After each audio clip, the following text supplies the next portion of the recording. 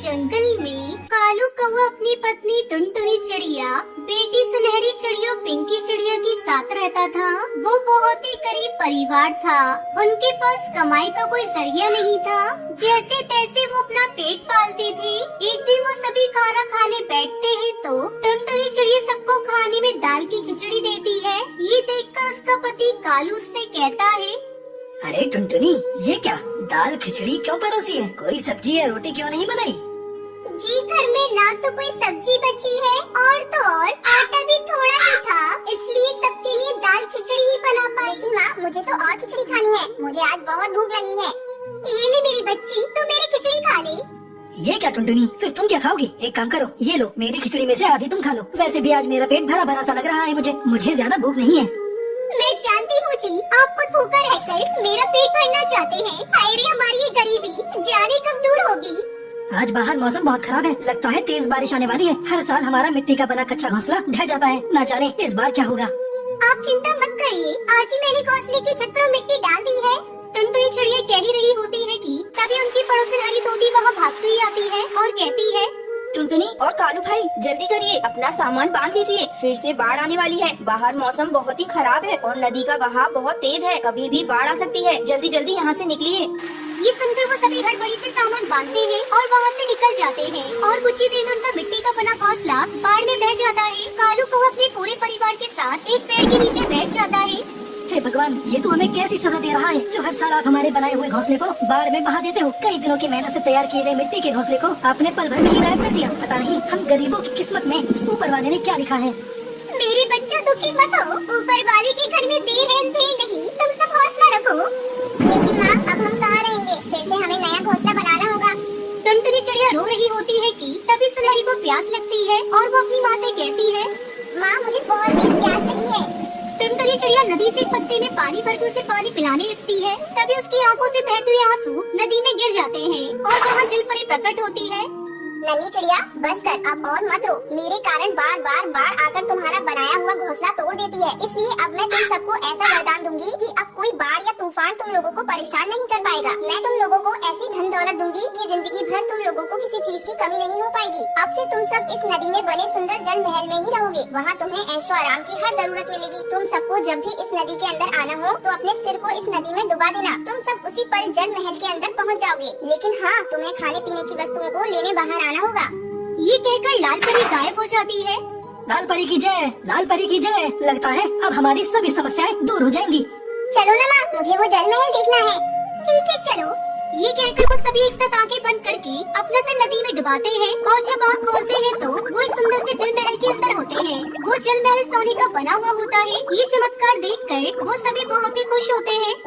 माँ, आप तो बिल्कुल रानी लग रही हो। अरे बेटा, तू भी किसी अमीर चिड़िया से कम नहीं लग रही है, नजर ना लगे। हमारे अलावा यहाँ है ही कौन जो किसी की नजर लगेगी।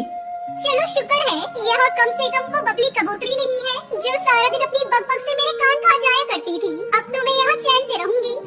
पर माँ, यहाँ तो टीवी नहीं है और मेरा डांस देखने का बड़ा मन है। हाय रे, मेरी बच्ची को डांस देखना है। रुक, अभी तेरी माँ तुझे करके दिखाएगी। आज तेरी माँ बहुत खुश है।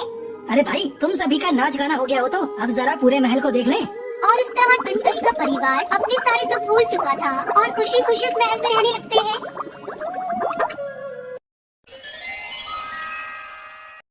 अमेज़न के जंगल में टूनी चिड़िया अपनी बड़ी बेटी टुनटुनी और छोटी बेटी पिंकी चिड़िया के साथ रहती थी। वो अपने खेत में तरबूज उगाया करती थी। एक दिन सुबह सुबह पिंकी और टुनटुनी दोनों बहनें आपस में झगड़ रही थी। अरे क्या हुआ? तुम दोनों आज सुबह सुबह क्यों झगड़ने लगी? माँ, ये देखो, इस पिंकी ने मेरा ब्रश तोड़ दिया। तुम ही बताओ, अब मैं कैसे ब्रश करूँगी? अरे तुम दोनों ने मेरी नाक में दम कर रखा है। चलो अब जल्दी से तैयार होकर स्कूल जाओ, मुझे भी तरबूज बेचने जाना है। टूनी चिड़िया अपनी दोनों बेटियों को स्कूल भेजने के बाद खेत से तरबूज तोड़कर गांव के ही व्यापारी कड़कनाथ सेठ के पास जाती है। सेठ जी, आपने जितना बोला था उतना तरबूज मैं लेकर आई हूँ। इस बार मैंने अपने खेत में सबसे महंगे वाले तरबूज के बीज लगाए थे, इसलिए इन तरबूज की कीमत थोड़ी ज्यादा लगेगी। कोई बात नहीं टूनी, तेरे तरबूज वाकई में बहुत अच्छे हैं। ये ले इनकी कीमत, तेरी सोच से भी ज्यादा दिया है। ये तो आपका बड़प्पन है मालिक। अब मैं चलती हूँ। टूनी चिड़िया पैसे लेकर वहाँ से चली जाती है। तभी व्यापारी अपने नौकर कालू कौवे से कहता है, अरे कालू, जल्दी अपना दिमाग चला, जिससे ये तरबूज मुझे मुफ्त में मिल जाए और इस टूनी के हाथ खाली रह जाए। ठीक है मालिक, अब देखिए मेरा कमाल, मैं कैसे इस टूनी को चूना लगाता हूँ। उधर टूनी चिड़िया पैसों से भरी पोटली लेकर जा रही थी। तभी कालू उसके पैसों से भरी पोटली छीनकर वहाँ से भाग जाता है। अरे पकड़ो पकड़ो, वो चोर मेरे पैसे लेकर भाग रहा है। अरे कोई तो उसे पकड़ो, मैं तो बर्बाद हो गई। टूनी चिड़िया जोर जोर से शोर मचाने लगती है, लेकिन कोई भी पक्षी उसकी मदद के लिए नहीं आता। उदास मुंह से टूनी चिड़िया खाली हाथ अपने घर लौट जाती है। उधर कालू कौवा टूनी चिड़िया से छीने हुए पैसे ले जाकर व्यापारी को दे देता है। पैसे देकर व्यापारी बहुत खुश होता है। अगले दिन टूनी चिड़िया कर्ज मांगने के लिए उस व्यापारी के पास जाती है। सेठ जी, मैं लुट गई, बर्बाद हो गई। मेरे साथ बुरा हुआ। मेरे सारे पैसे छीनकर एक चोर भाग गया। मुझे पैसों की बहुत जरूरत है। खेत में तरबूज की दूसरी फसल लगानी है। आप मुझे कुछ पैसे उधार दे दीजिए। फसल तैयार होते ही मैं आपका कर्ज चुका दूंगी। टूनी चिड़िया के इतने कहने पर भी कड़कनाथ सेठ टूनी को कोई कर्ज नहीं देता और उसे वहाँ से भगा देता है। अब टूनी चिड़िया को कुछ भी समझ में नहीं आ रहा था कि अब वो क्या करेगी। धीरे धीरे टूनी की तबीयत बिगड़ने लगती है। फिर एक दिन उसकी मौत हो जाती है। माँ, तुम्हें क्या हो गया माँ? आंखें खोलो माँ, तुम कोई जवाब क्यों नहीं दे रही हो? उठो ना माँ, अब हम दोनों कभी झगड़ा भी नहीं करेंगे। देखो ना माँ, पिंकी कितना रो रही है। उठो माँ। दीदी, माँ बोल क्यों नहीं रही है? पिंकी, अम्मा कभी नहीं बोलेंगी। माँ हम दोनों को छोड़कर चली गई। इस तरह कई दिन गुजर जाते हैं। अब उन दोनों को देखने वाला कोई नहीं था। एक दिन उनकी पड़ोसन मीठी तोती उनके घर भोजन लेकर आती है। बच्चों, ये लो भोजन। देख रही हूँ 2 दिनों से तुम्हारे घर में चूल्हा भी नहीं जला। लो, इस भोजन को खा लो। आंटी, हम लोग माँ के बिना कैसे रहेंगे? हमारी तो जिंदगी उजड़ गई। बेटा, मैं तुम्हारे दुख को समझ रही हूँ, लेकिन हम कर भी क्या सकते हैं। मेरी मानो तो तुम लोग अपने खेत में फिर से तरबूज की खेती करना शुरू कर दो। इस तरह तुम दोनों बहनों का मन भी लगा रहेगा। हाँ आंटी जी, आप ठीक कह रही हैं। मैं कल से ही अपने खेत में तरबूज की खेती करना शुरू कर देती हूँ।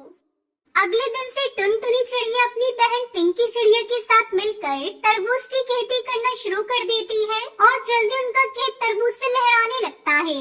इस तरह दोनों बहनें तरबूज को बेचकर अपना जीवन खुशी खुशी बिताने लगती है। चिड़िया अपनी माँ टूनी चिड़िया के साथ रहती थी। टुनटुनी के पिता की मौत के बाद उसकी माँ दर्जी का काम करके अपने और अपनी बच्ची का पेट पालती थी। एक दिन टूनी चिड़िया घर के कामों में व्यस्त थी। तभी टुनटुनी चिड़िया मौका पाकर कपड़े सिलने लगी। सिलाई मशीन की आवाज सुनकर टूनी चिड़िया दौड़ती वहाँ आती है। अरे ओ टुनटुनी बेटा, तू ये क्या कर रही है? मशीन की सुई लग जाएगी बेटा तुझे, बहुत दर्द होगा। चल सिलाई मशीन को छोड़ और घर के काम में मेरा हाथ बटा। माँ, मुझे मशीन चलाने में बहुत मजा आ रहा है। माँ, तुम मेरा दाखिला मीठी काकी की सिलाई सेंटर में करवा दो ना। मैं भी कपड़े सिलूंगी और आपकी सहायता करूंगी। अरे पगली, अभी तेरी पढ़ाई करने की उम्र है, तू क्यों सिलाई के झंझट में पड़ती है? मैं हूँ ना, मैं सब कर लूंगी। बस तू पढ़ाई कर, मैं तुझे पढ़ा लिखा कर अफसर बनाऊंगी। तुझे तो पता है तेरे बाबा भी यही चाहते थे। माँ, मेरी प्यारी माँ, मैं पढ़ाई भी करूंगी और सिलाई भी सीखूंगी। आप करा दो ना दाखिला सिलाई सेंटर में। अच्छा ठीक है, तेरी यही इच्छा है तो मैं आज ही तेरा दाखिला सिलाई सेंटर में करवा दूंगी। उस दिन से टुनटुनी दर्जी का काम सीखने लगी। समय गुजरने लगा, टुनटुनी की ट्रेनिंग पूरी हो गई और वो अपनी माँ के साथ सिलाई का काम करने लगी। घर में अच्छे खासे पैसे आने लगे। एक दिन टुनटुनी के मामा कड़कनाथ उसके घर आते हैं। टूनी बहना, ओ टूनी बहना, कहाँ हो? जल्दी यहाँ आओ। अरे मामा जी, आप आइए बैठिए। माँ पड़ोस में गई है, अभी आती ही होंगी। मैं आपको चाय बना कर पिलाती हूँ। टुनटुनी चिड़िया चाय बनाने चली जाती है। तभी टूनी आती है। अरे आप धन्य हो भाग मेरे, कई दिनों से आपको याद कर रही थी। अच्छा लगा तुम आ गए भैया। बहना, मैं टुनटुनी के लिए रिश्ता लेकर आया हूँ। खाते पीते परिवार का पक्षी है। अपनी टुनटुनी बहुत खुश रहेगी। वो कबूतर भी लाखों में एक है और नेक। तू बस आँख मीच कर शादी कर दे। इस तरह टुनटुनी की शादी जल्दी ही बंटी कबूतर से हो जाती है। टुनटुनी अपने ससुराल में बहुत खुश थी, लेकिन उसकी ये खुशी ज्यादा दिनों तक नहीं रह सकी। अचानक बंटी कबूतर के काम करते समय मशीन का केमिकल उसकी आंखों पर चला जाता है, जिसकी वजह से उसकी आंखें चली जाती है। टुनटुनी, पता नहीं कैसे मेरी आंखों में केमिकल आ गया। अब मैं कैसे घर चला पाऊंगा। मैं तो एकदम से अपाहिज सा हो गया। मैं अब कैसे तेरा और अपने बच्चों का मुँह देखूंगा। शुक्र मनाओ जी, ये केमिकल पूरा आपके ऊपर नहीं गिरा, नहीं तो बहुत मुसीबत हो जाती। बंटी कबूतर का काम छूट गया और घर में पैसे आने बंद हो गए। माँ जी, बंटी जी का काम छूट गया, अब घर का खर्च कैसे चलेगा? इनकी दवाइयाँ भी बहुत महंगी हैं। मैंने अपनी मायके में दर्जी का काम किया हुआ है। आप कहीं तो मैं आस पड़ोस के कपड़े सीकर पैसे कमाना चाहती हूँ। ये तो बहुत अच्छी बात है बहू, तुम्हारी सिलाई मशीन भी जंग खा रही है। ऐसा करती हूँ, मैं अभी हरी तोती के घर जाकर उसको बता देती हूँ, तब तक तू मशीन की सफाई कर ले। इतना कहकर बबली कबूतरी हरी काकी को बताने उसके घर चली जाती है। अरे हरी काकी, मेरी बहू ने कपड़े सिलने का काम शुरू कर दिया है, तू अपने कपड़े मेरी बहू से सिलवा लियो। ये भी कोई कहने वाली बात है बबली, मैं अपने सारे कपड़े टुनटुनी से ही सिलवाऊंगी। अगले दिन से टुनटुनी चिड़िया कपड़े सिलकर पैसे कमाने लगती है और घर का गुजारा करती है। टुनटुनी चिड़िया दिन रात सिलाई करती और सारे जंगल के पक्षी टुनटुनी से ही अपने कपड़े सिलवाते। टुनटुनी, तू बहुत अच्छी है। तूने सब कुछ संभाल लिया है, लेकिन तू रात को सिलाई मत किया कर, वरना तू बीमार हो जाएगी। बंटी जी, मुझे आपकी आंखों का भी ऑपरेशन कराना है। हम शहर जाकर आपकी आंखें ठीक करा लेंगे। इस तरह टुनटुनी चिड़िया दिन रात मेहनत करती और सिलाई के बचे पैसों से उसने बंटी की आंखों को भी ठीक करा दिया। बहू, तू मेरे घर की लक्ष्मी है, मुझे तुझ पर बहुत गर्व है। इस तरह टुनटुनी दर्जी का काम करके पूरे परिवार को संभाल लेती है और खुशी खुशी रहने लगती है।